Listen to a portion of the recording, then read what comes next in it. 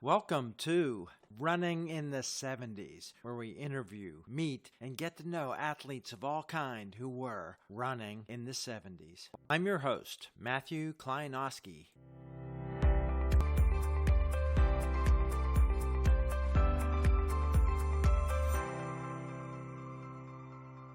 Today on the podcast, we are back in Florida with a runner that I met in Pennsylvania, one of the first people I met when I was 14 years old who was faster than me on the track at my high school. Today, welcome on the podcast, All-American Pennsylvania runner and longtime coach, Steve Littleton. Hi, Steve. Hi, good to see you.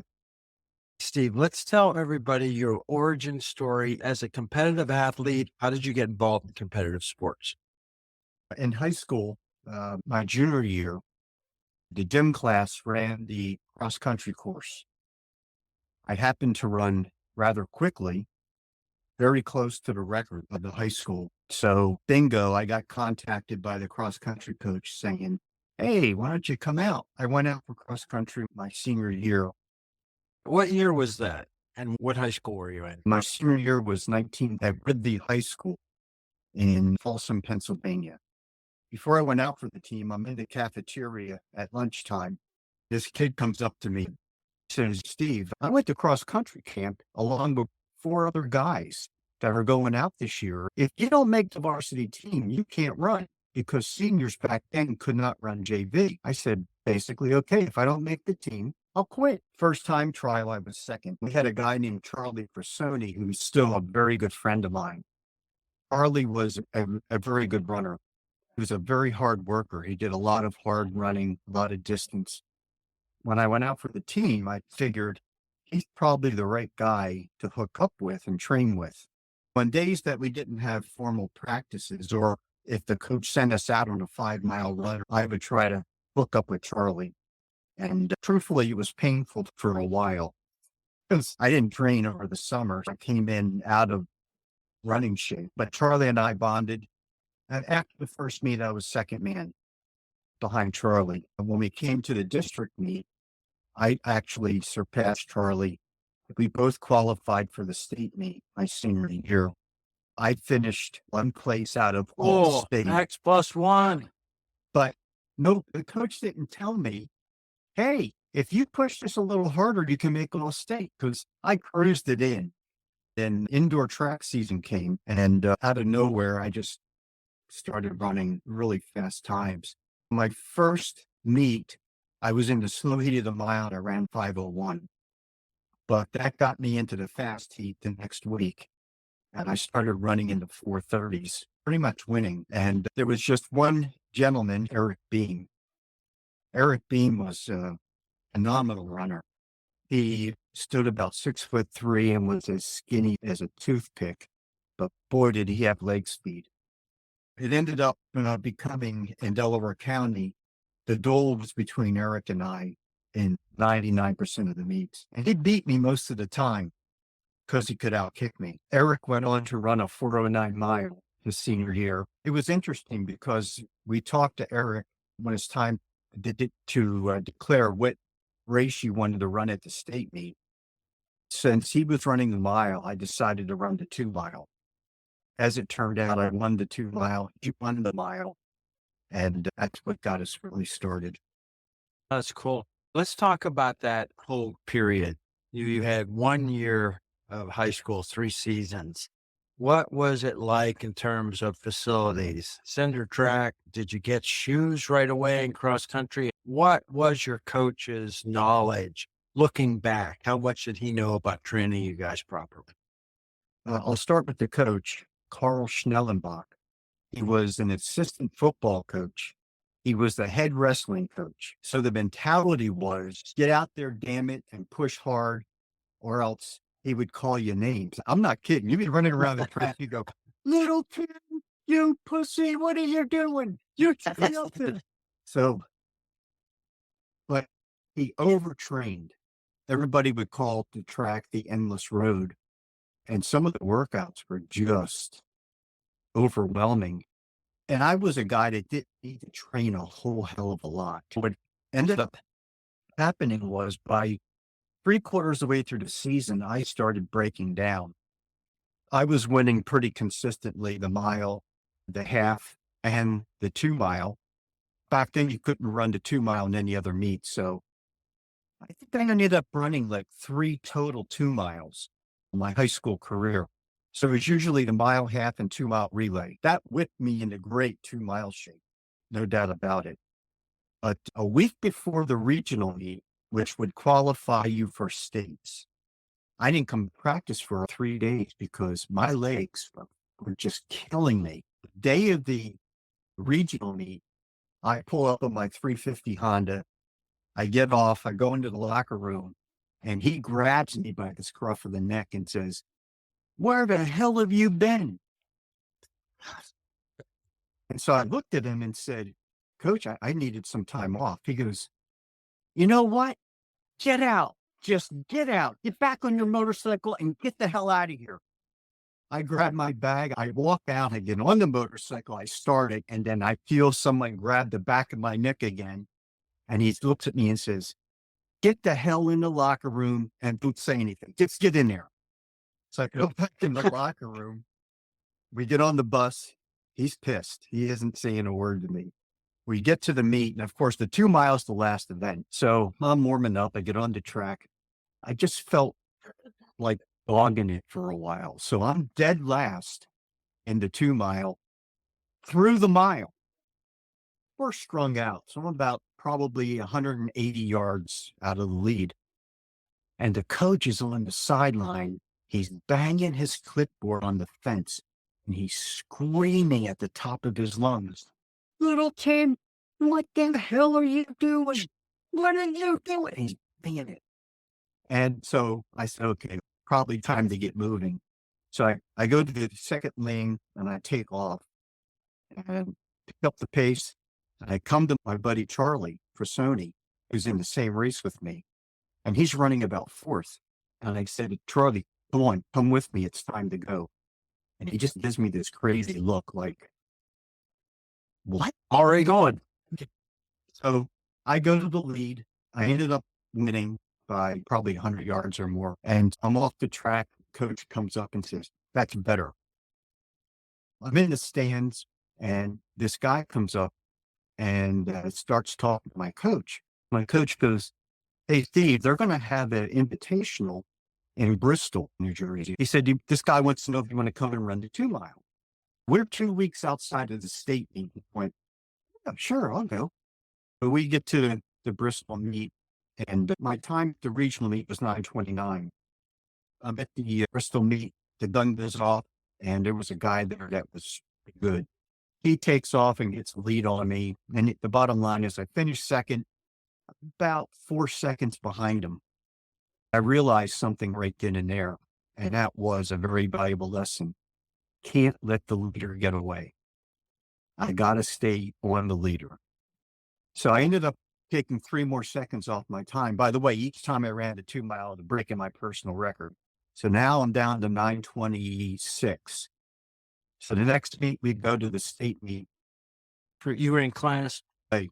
AAA, yeah. It was Yeah. already AA then. Okay. A runner named Mel Boyd from Ringgold in Pittsburgh. He was coming back. The previous year, he was second. Yeah. So he I was remember the favored. picture of him on the podium with his head like this, like, what the? He wasn't happy. Yeah. The race sets off. I decided not to get too far from the leader, having learned that lesson from Bristol. So I sat in about third place. Mel Boyd was leading, and there was another guy, I don't remember his name, he was second. And so after about 4 laps, it was a 2-man race. Or Jeff Foster, maybe. Jeff Foster was the next year. So it was a 2-man race after lap 4. And I don't know what possessed me, but when lap 6 came up, I took off. And I knew it was only lap 6, but I felt so good. I just wanted to see, having been burned in my kicks from Eric Beam, I didn't want to get burned again. So I threw in a pretty good 6th, 7th lap. And then it came down to the 8th lap. I led for the last 2 laps and ended up finishing first in 9:21. So that was my introduction to running. my first year.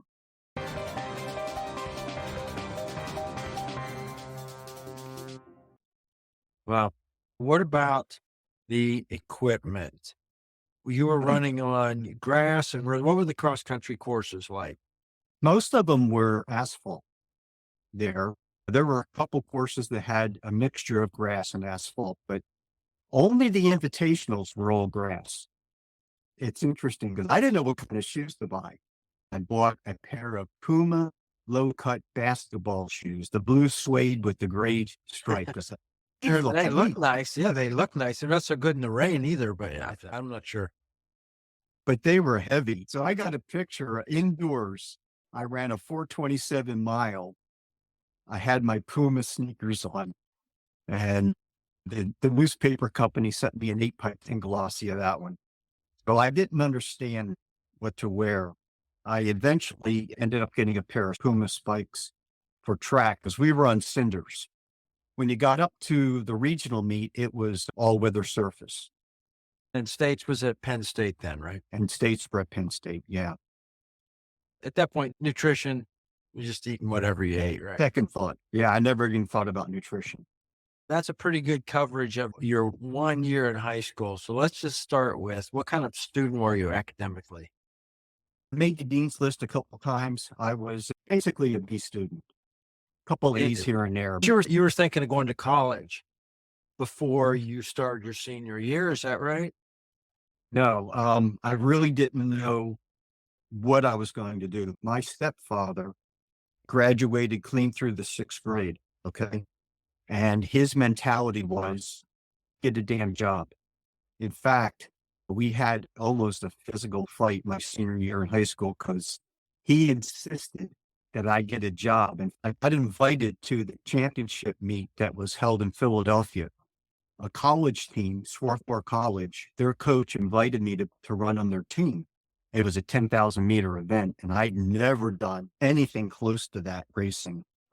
But I ended up finishing 9th in that race and with the dry heaves because I had pushed myself pretty hard to pick up the 9th place finish. I knew in my heart that had a chance of going to college and maybe getting a running scholarship. That crossed my mind. You can't tell your stepdad that because you don't know, right? After school, I would pretend to go around to different places and put in applications for jobs. So I'd walk around for a couple hours, go home. Oh, yeah, I put applications here and here. Meanwhile, I had done none of that. Eventually, he got off that you have to get a job thing. Although he owned a delicatessen out on the waterfront, and it basically was a trailer that you would walk through, get your drinks. He had grill, sandwiches, coffee, all that. And he made me work there. I wasn't able to go to some of the early indoor track meets because I'm working Saturdays for him. So he moves to Delaware to start a new business, a gas station business and a deli. So no one's guarding me working Saturdays, right? Other than I got to get in there because it's going to expect a payroll back. I hire my buddy down the street. So I get up at 4:30 in the morning. I pick him up. I drive him into Philadelphia, 27, 28 miles away. I help him get set up. I get back in the car. I get back to the high school. I get on the bus to go to the indoor meets. And then as soon as the meet's over, I'm home. I get back in the car, drive into Philadelphia, pick him up, help him close up. And I did that for 5 weeks so that I could get through the indoor season. That's great. And your stepdad didn't know, huh? No, he never found out. That's great. All right. When did college become a definite? Was there recruiting? Were you looking at colleges? Were they looking at you? Yeah, I didn't know anything about even beginning to look at colleges. One day, my high school counselor calls me up from class and says, "Hey, the University of Pittsburgh at Johnstown coach called me and he's interested. So he wanted to know your grades. Is it okay to send him your grades?" I said, "Oh, yeah, sure." I got lots of letters, right? IUP would send me a letter, but no one ever contacted me. So the only coach to pick up the phone and talk to me was Tom Kelly from UPJ. I did get a call later on from Gettysburg College coach, but he never even talked about scholarships or never even invited me to college. He just chatted. As it turns out, Tom Kelly drives down to my house, takes my family out to dinner. That's a 5-hour drive, Exactly. at least. Takes my family out to dinner and then brings a video of the UPJ campus and the cross country course, which was in the woods. It was great. It was a great course. My stepfather, rather blunt man, after Mr. Kelly goes through the spiel, my stepdad looks him in the eye and says, "So let's get something clear. I'm not paying one dime for him to go to college." And I'm sitting there going, holy Great. Yeah. And my stepfather was abusive. He was very abusive. So you didn't open your mouth. You just stayed quiet. So I'm gauging Mr. Kelly's response to that comment.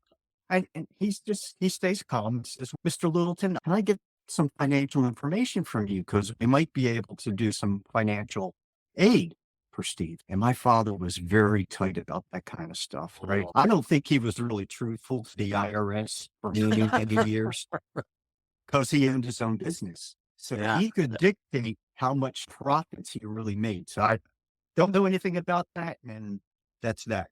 Bottom line is, Mr. Kelly says, "Mr. Littleton, if Steve's willing to come, is that okay? Is that okay?" And he goes, "Well, yeah, if he wants to go, he can go." So Mr. Kelly looks at me and says, "Would you be interested?" Well, I didn't say this. You're the only option I have right Where else am I going to go? Yeah. to get the hell out of this house and away from my stepfather. So I'm like, "Oh yeah, I'd like to come." You ever been across the state? Had you ever been to Johnstown? I had never been to Johnstown. No. That turns out to work out. What was your summer then in terms of training? What did Coach Kelly talk to you about for summer? Actually, he didn't. He just said, if you try to get some running in, distance mainly, don't worry about intervals, but just try to get a base in. One of the guys he recruited from Central Bucks West was Pete Patterson. And Pete was a pretty good half miler, I think about 152.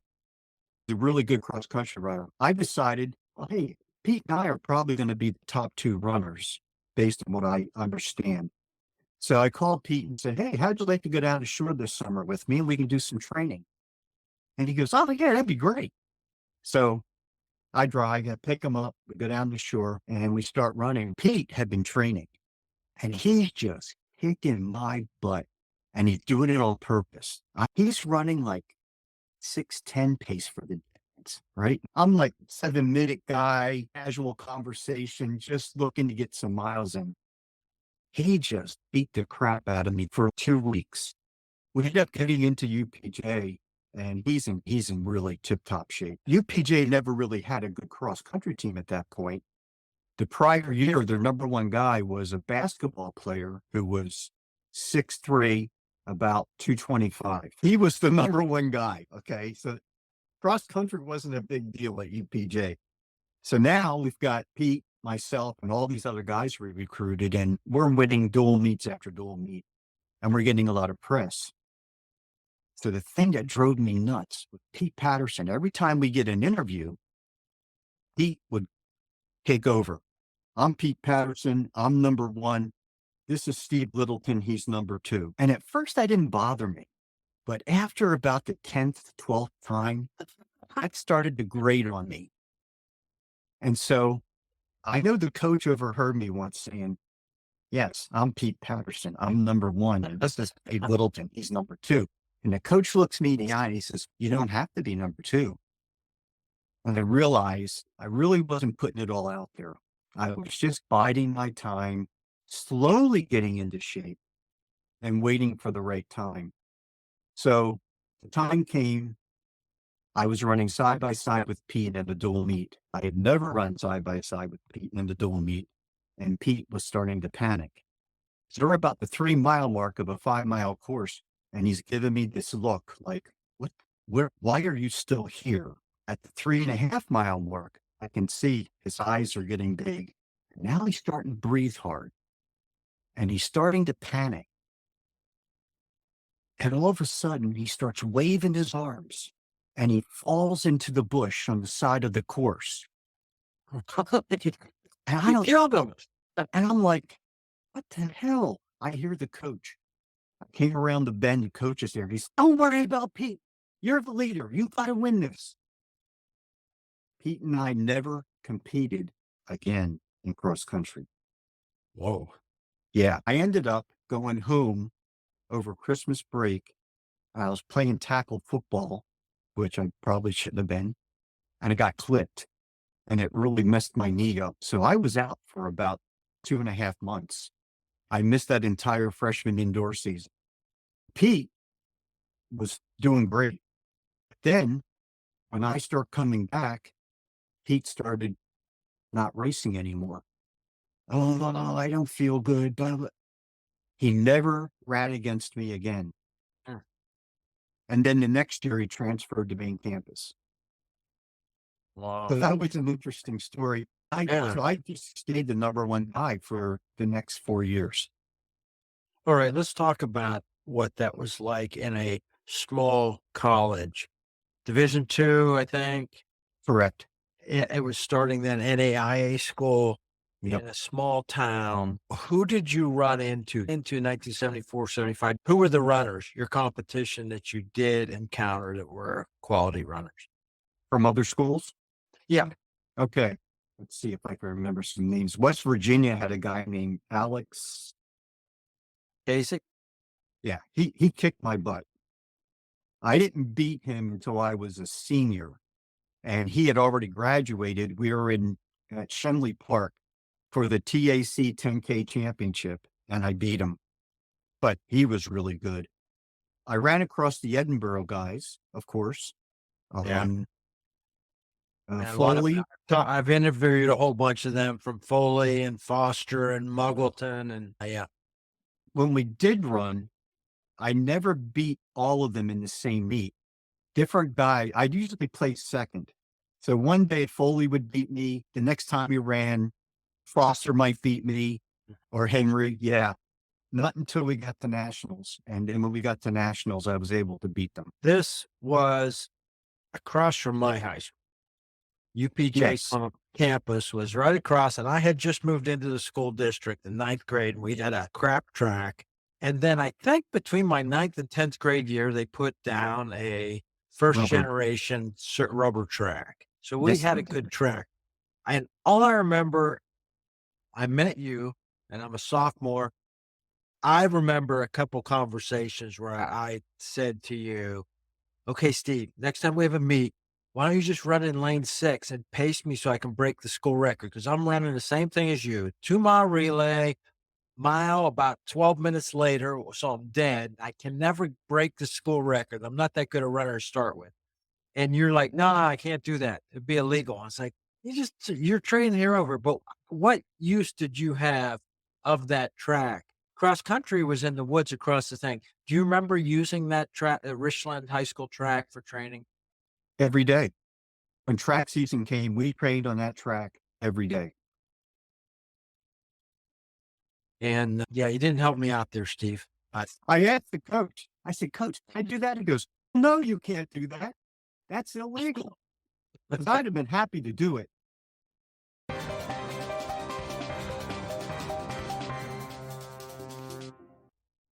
Let's talk about your runs at nationals. There's a famous picture in one of the races where Kim Foley came up top of the hill with the African runner and it made track and field news. And I think you're in that picture, but you're back around 8th or 9th or 10th in that photo. What was your first experience of getting to a national meet from UPJ? It was my junior year. It was Division II. It was out in California, Newport. Yeah. And quite frankly, was overwhelmed. IUP was there. They had a team there. And that start it kind of blew my mind. I'd never been anything quite like that. I think I ended up finishing like 45th or so. And I was very unhappy with that performance. but it was educational because I had now experienced a national race and I knew you got to get out. You can't sit back and wait because these guys are too good. You're not going to catch them. Who went? Yeah, was this before you had to qualify? Did they just send you? Did they send your team? No, you had to qualify, and myself and one other runner qualified from UPJ. All right, so you go back disappointed. Do you remember Coach Kelly's reaction to your performance? Coach Kelly was a great guy. He would never say anything negative. If he didn't have anything great to say, he wouldn't say anything. You finished the race and he said, "Did you learn anything?" That was his first question. I looked at him and said, "I learned a lot, but I learned it too late in the race." He was really good at building up your ego. He was the assistant director of admissions. In between classes at UPJ, I'd stop in his office and he'd pull out files. And I remember he pulled out the Edinburgh team and he goes, "Look, Foley's running 5:02 per mile. This guy's running 5:04 per mile." They were loaded. They had a tremendous team. And he looks at me and says, "You can run with these guys." He's trying to convince me of that, right? He wasn't real successful in getting me to that point that early, but we ended up going that year to Penn State, and they had their TAC meet on their golf course, and I ended up averaging 5:02 per mile on that course. I didn't know it because I think at that point in time, I didn't even pay attention to my times. So we rolled into classes back at UPJ and track season's getting ready to kick up. And Mr. Kelly, we're in a classroom and he's writing out everybody's best mile time for cross country. And it's 5:02 for me. And I'm like, "What? 5:02? Where did I do?" And he goes, "Yep." And he put where you did it. So I did it over 10,000 meters, which really boosted my morale and ego and convinced me he's right. I can do this. I All can. right. So this is now your junior year. What happened in that track season? Oh, let's go back to my sophomore track season because the big story was I qualified for the mile and I qualified for the 3 mile. So I ended up running 4:08 in the mile my sophomore year, which, by the way, my previous best was 4:19. And I was in the race with Mike Boyd, right? So I got a picture of the starting line. I'm standing next to Mike Boyd. He's towering over me and he's been over and he's looking at my shoes. I had the black Adidas racers with the fluorescent orange stripe. They were suede. I remember them because they were like, "Oh, these are awesome." He's wearing these old, white, almost cardboard-like spikes, probably the cheapest spike you can find. And he looks at me and we're on the starting line. He says, "Trade." Oh, this foot, he had a size 11 foot. I'm a 9. I just looked at him. The gun goes off and I got out and I came through the quarter in 58. I'd never gone through a first quarter in 58 in my life. And I'm coming through the half in 1:59. And I'm sitting right with Boyd and I'm in like third place. The 3 of us broke away. And I'm thinking to myself, "Holy hell, this is uncharted territory. I don't know." Third lap, Boyd slows it down. So naturally, the 2 of us behind him slow it down. I'm like, "I don't want to slow it down, but I'm not passing the Olympian. I'm not doing it. I'm too intimidated." He slowed it down to 68. And then we hit the last quarter. He's gone. He's running like a 51. I can't run a 51. I come back with another 60 flat and I'm 4:08. I thought to myself, if anybody would have pushed that third lap, I could go because I was completely relaxed. I wasn't in oxygen debt. I think I had maybe like a 4:04 in me that day. Every time I think back to that race, I kick myself in the butt because I should have had it. But now you're a sophomore, right? You're wet behind the ears. Yeah. Was Bill Scholl? New Jersey guy in that race, do you remember? Don't remember. But he told me about that race and Boyd disappearing. And he So was about, So the 3 mile comes up, right?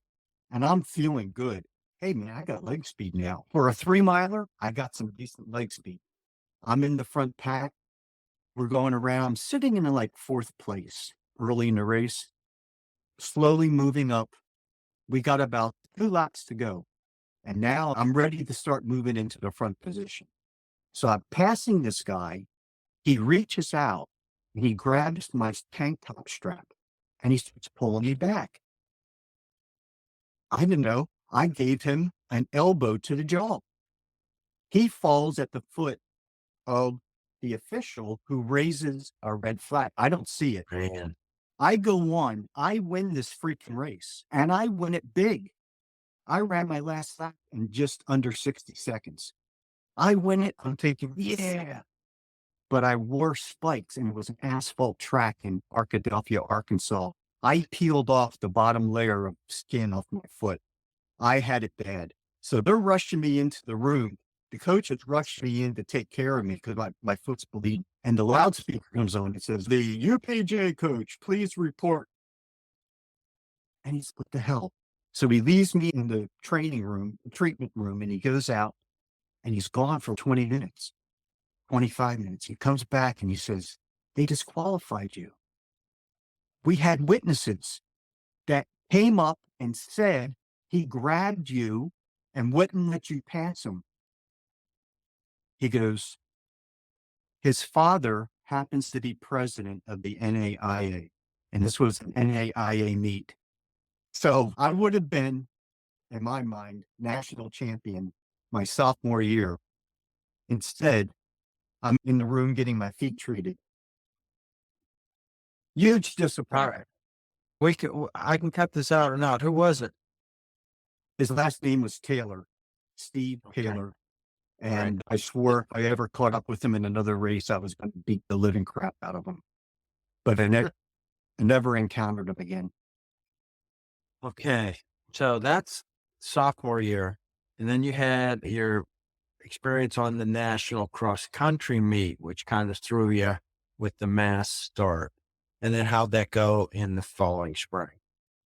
I qualified for nationals. In fact, at that point, we became a Division II school and an NAIA school. I didn't have a great junior year. I ran okay, but not sensational. I didn't run really well until my senior year after that. Then did Coach Kelly leave the school, leave coaching? What happened? I don't think he was there your senior year. And that was part of the problem. He took a promotion, went to the Greensburg campus of the University of Pittsburgh at Greensburg. And so they hired a coach, and I'm not going to even tell you this. He knew nothing about running. So we cut out for practice. He brought out 8 tires, put them on a hill, and said, we're doing tire work.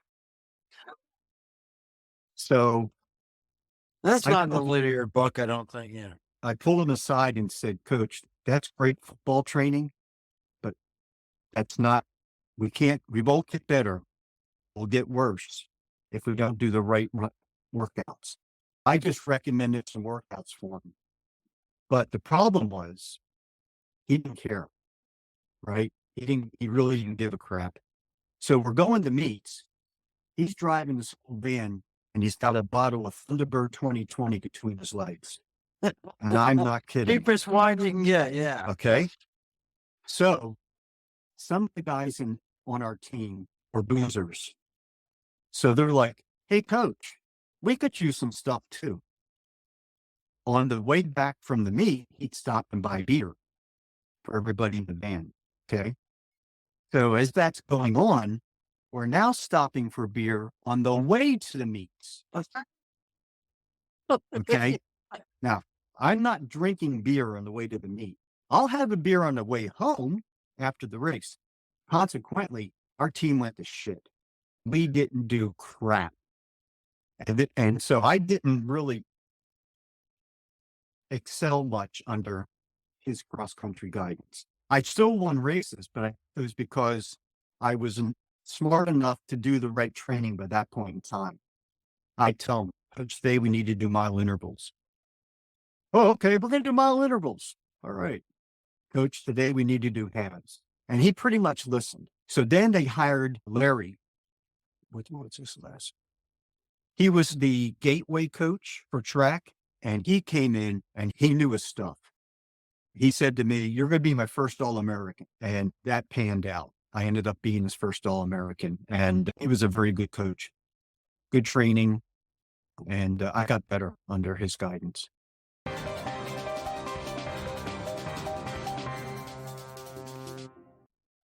Your roommate, your senior year, was my buddy, Jim Lambert, who had a great career in high school, a great year.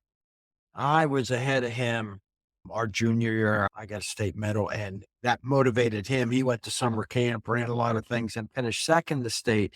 And never Edinburgh talked to him, but he wanted to go engineering. So he was drawn to UPJ for the academic program. He was an engineer from birth, always making go-karts, everything else. And he was your roommate, and he certainly, like me, looked up to you as a running mentor and idol. What do you remember about his experience? Because he just said things didn't work out for him. We were in touch a little bit, and he said, "Good for you." He said, "Just not working out for me." And he eventually lost interest, but he was a good athlete. He was. How how do you remember that year with Jim as your roommate? Jim was a great guy. I really enjoyed him as a roommate. But I'm going to tell you, it was the Nittany Lion Invitational, and it was a very cold day, very windy, which was pretty typical at State College in April. So we're going to host our distance medley relay. We had a good quarter miler who could run 49 to 50, and our half miler was Jim Fallon. And Jim Fallon just wasn't a very good half miler. He was a great guy. I loved running with him, but he would run 202, 201. He never broke two. Poor lamb chops, Lambert. He gets the baton next to last. He would have been last, but our quarter miler passed somebody, right? Lambert brings us up from that point. He's doing the 1200 leg, 3/4 mile leg. He moves us up into 7. So I'm pumped. Hands off to me.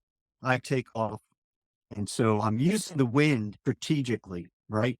The backstretch is a headwind. So I'm taking off hard to catch the next guy ahead of me. I'm drafting him down the backstretch. As soon as I'm out of the wind, I'm pushing to the next guy. I move up into second with a lap to go. And the coach and the rest of the team, "Stay there." And I'm like, "I'm not staying here because I have it. I know I've got it. I'm not going to wait and see if this guy can outkick me." So going into the win, I take the freaking lead, but I'm hammering. I'm giving it everything I got. We won, but it never would have happened without Lambert. Because he not got me into that position, there's no way we came back that far. I ran a 4:19 that day, by the way, in that wind and cold. What did you study at UPJ? I was a political science major and I minored in German. Yeah, I will cut this out if I need to. Jim, when I saw him that year, 76, 77, he told me about shenanigans uh, out and about in the social life, and you and your using of German, and sometimes pretending it was your first language.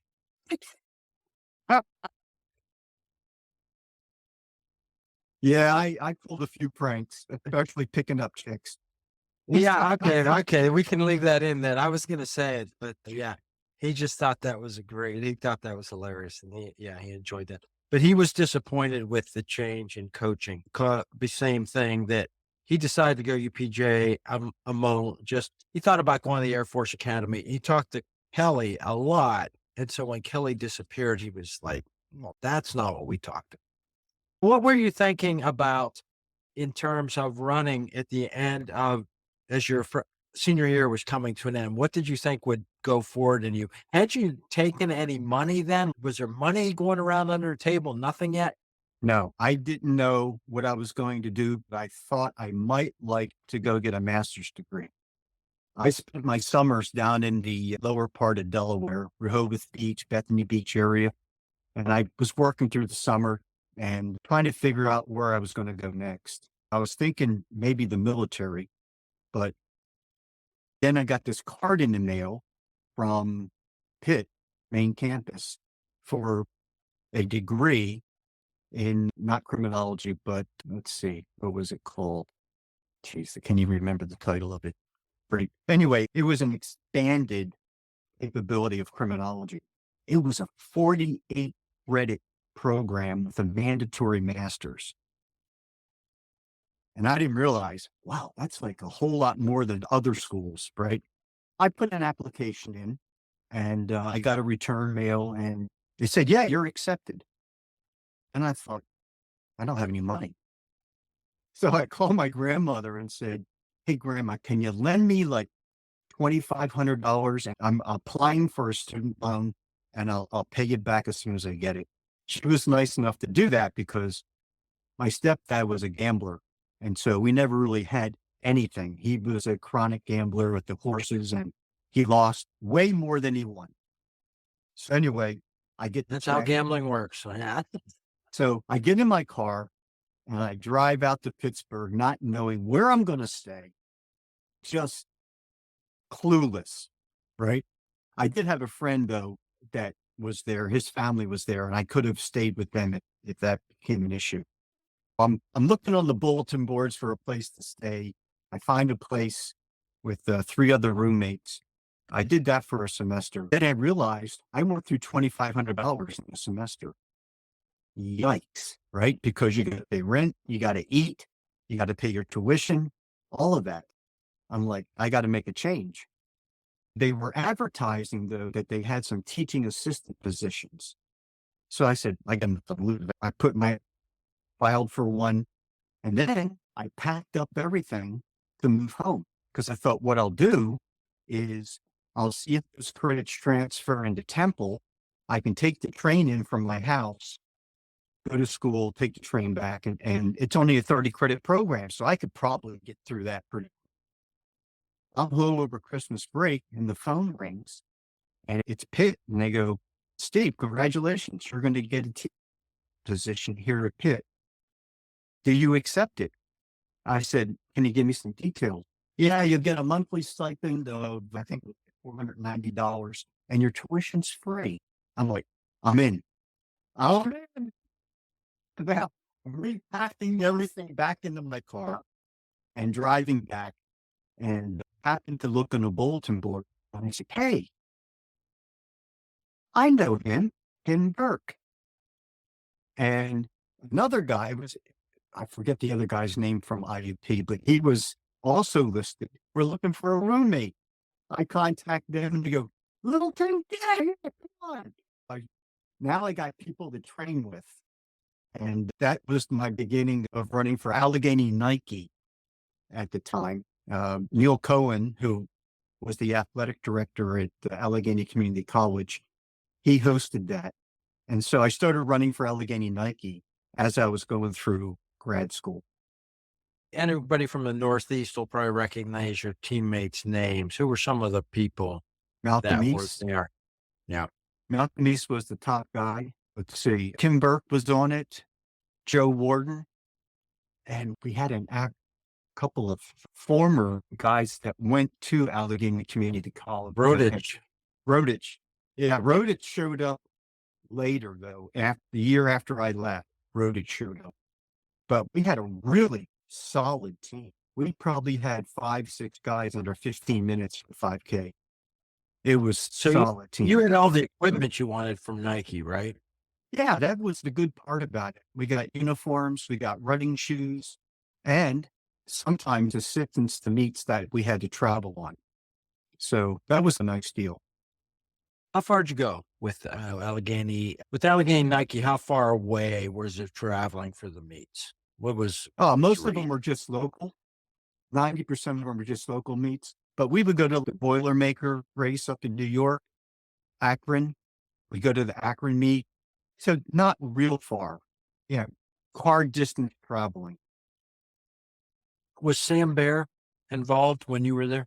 Yeah, Sam Bear at the time was the coach for the college team. He didn't really do anything with us. He would train with us once in a while, right? But he had coaching duties there. So we didn't see Sam. I saw him a lot because I ended up getting a job as the director of safety and security at Allegheny Community College shortly thereafter. So I worked there and then uh, ran for them also. Up until that point, you're on the track with Mike Boyd. You knew the national runners. How much attention and a fan of the sport had you become by the 72, 76 Olympics? Were you paying attention? Oh, yes. I was a big fan. Really, I probably started really getting more into running after I graduated from UPJ. I think while I was in Pittsburgh, I became much more aware of the community, of who the top runners were, and trained much better. Did some phenomenal training with Malcolm East. We go out to North Park and it was a loop around it. It was asphalt, but it was rolling. Went out there one day and I averaged 2:10 half miles, 8 of them. And I'm like, of course, now Malcolm's starting to worry because I'm running next to him. And he was not used to that. But yeah, I really started getting into it big time. And how was the racing? Were you running individually away from Allegheny Nike, or was that all of it? I saw a picture somewhere. I'm trying to remember who was in it. I think it was maybe Paul Talkington, Kim Burke, Carl Hatfield, you. Is a top 5 picture at one race. It didn't look like anybody had any uniforms on. That must have been before I started running for Allegheny Nike because I wore their stuff because I had tons of it, right? Even when I stopped running for them, I wore their tops because they were really good. So that had to be before I joined them. Paul Talkington, I think he was the guy out at Malone, Ohio. Yeah. My senior year, he had just broken the 5-mile course record. And then the open race came. Mark Hunter was leading the race and had a pretty good lead. And I was sitting back in like third or fourth, and I was in a fog. And this runner from, I think if I can think of his name. Anyway, pulls up next to me and says, "Hey, Steve, come on, let's go." And it's like I woke up and we actually ran Mark Hunter down. He ended up the guy that helped me dropped off, ran Mark Hunter down, and I outkicked him in the last quarter mile and broke Talkington's record by 4 seconds. Awesome. Very cool race. Yeah. Did you run the race that used to give out the diamond rings? No, when I lived in Hawaii while I was in the military, they had a run for diamonds race, and I won that a couple times. But no, I didn't run on the main one in that race. All right. So how did you go from this academic career and get into the military? While I was director of safety and security at Allegheny Community College, Neil Cohen was a problem because Neil Cohen thought he could do whatever he wanted. And my boss did not like Neil Cohen. But Neil always liked to park his car in a no parking area. And as soon as I walk in the door in the morning, I wouldn't even have a cup of coffee. My boss just get up there and get Cohen to move his car. So I'm like, all right. So I go, Neil, please move your car. I'm not moving my car. If you don't move your car, he's going to have me get it towed. You better not. I'm not moving it. And so I get caught between that and my boss.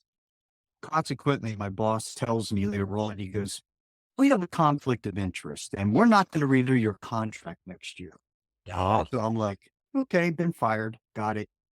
I took some bad advice from Neil Cohen, but I was young. I didn't really understand. I was only like 25 years old and I'm a director of safety and security. I was just not savvy enough to do that yet.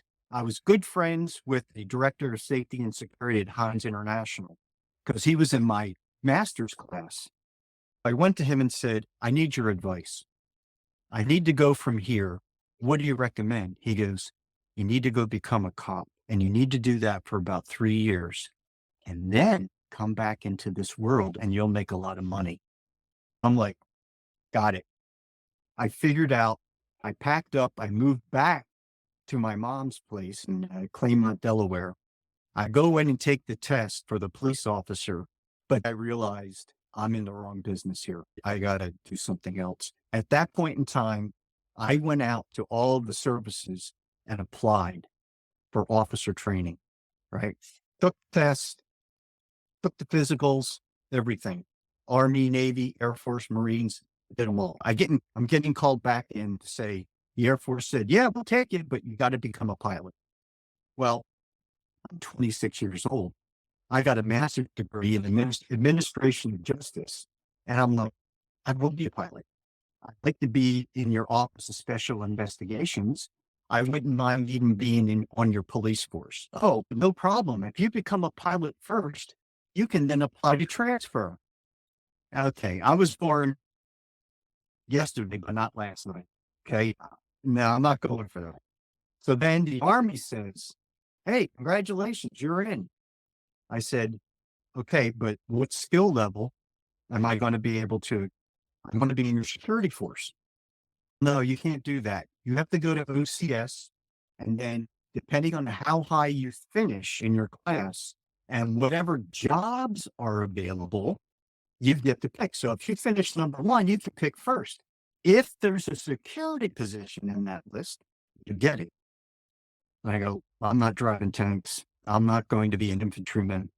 No, sorry. The Marine Corps, same thing. You got to become a pilot. If you change your mind, let us.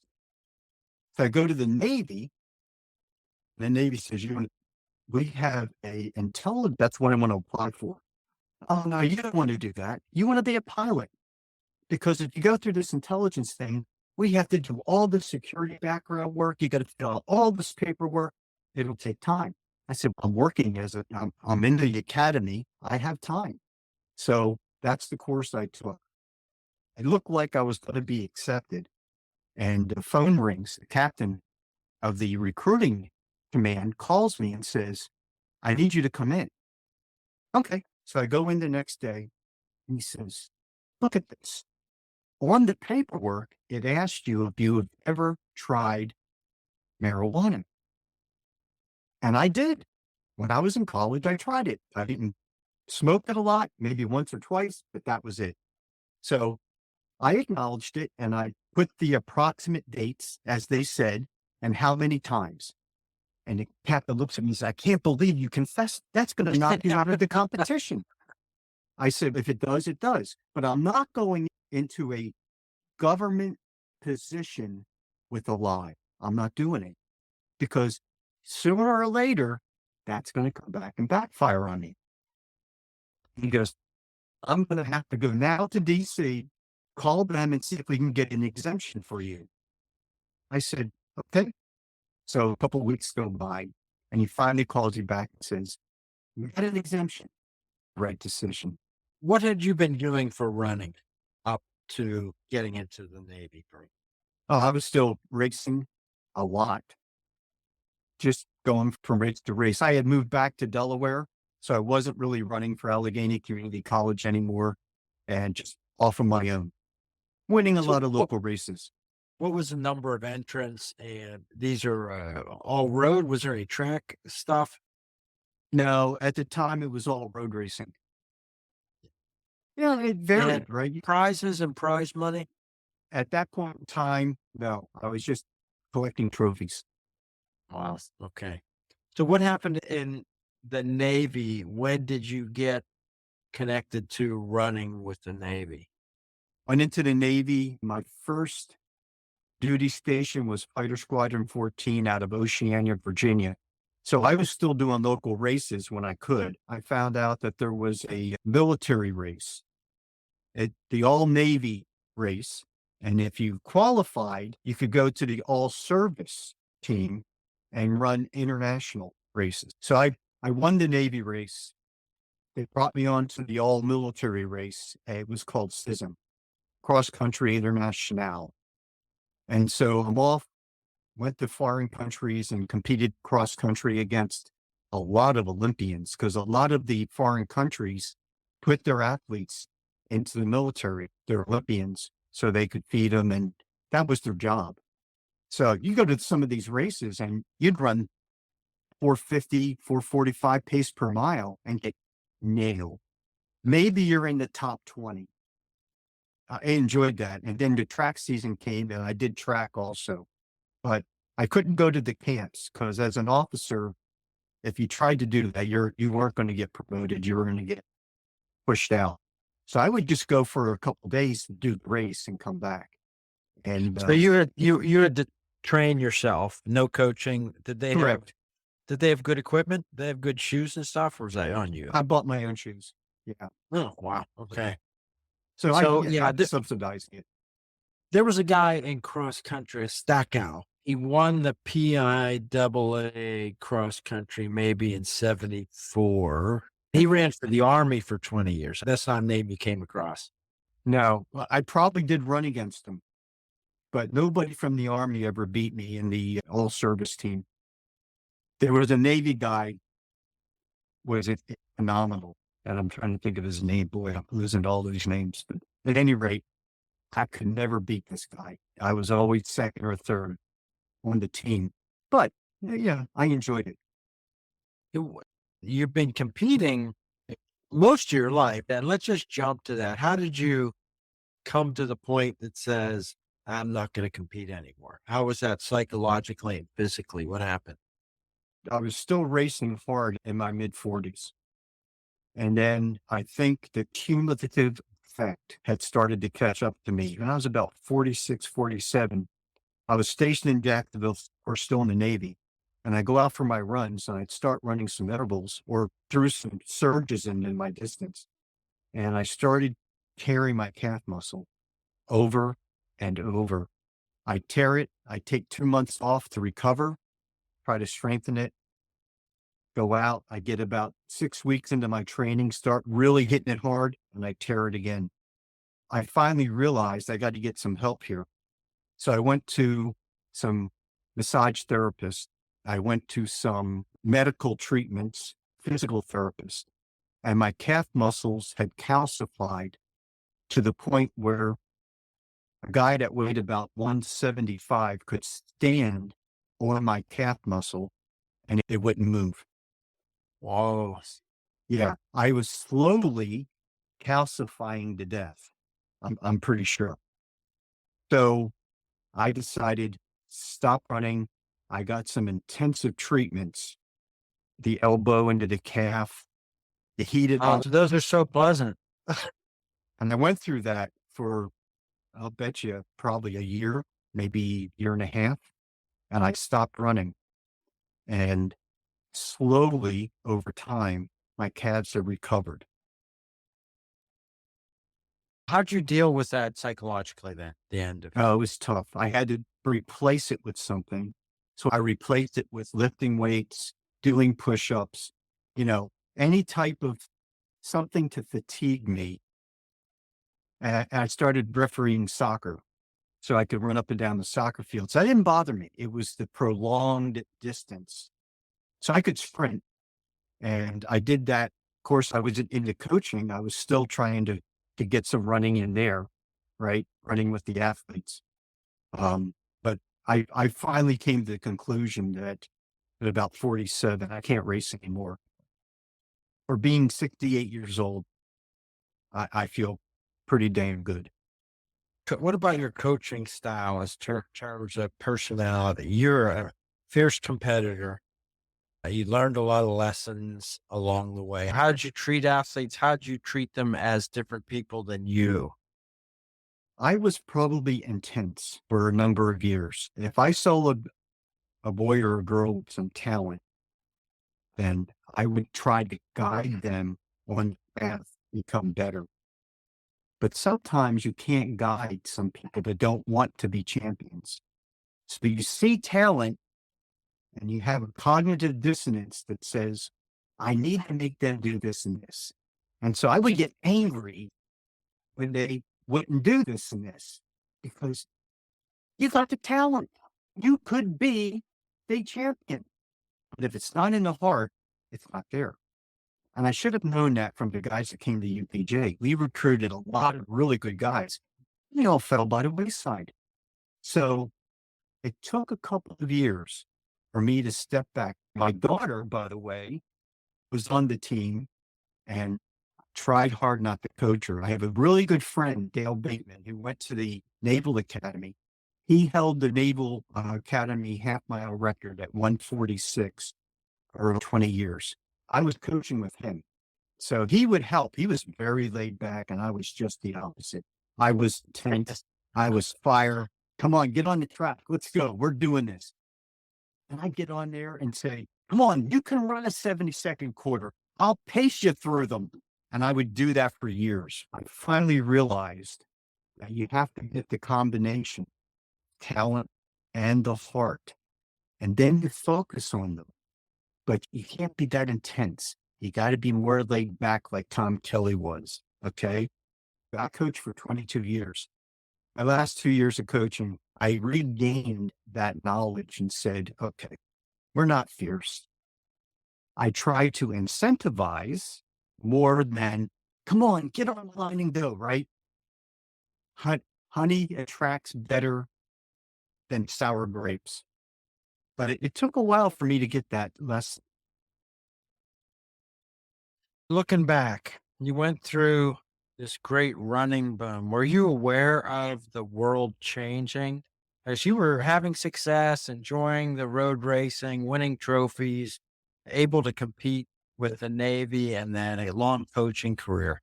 What do you think about the changes in the sport, let alone the changes in the state and affirmative action, all those things that affected you personally in such significant ways? What about the changing in the sport? It amazes me today to watch some of these 5,000 meter runners averaging, 407, 408 per mile.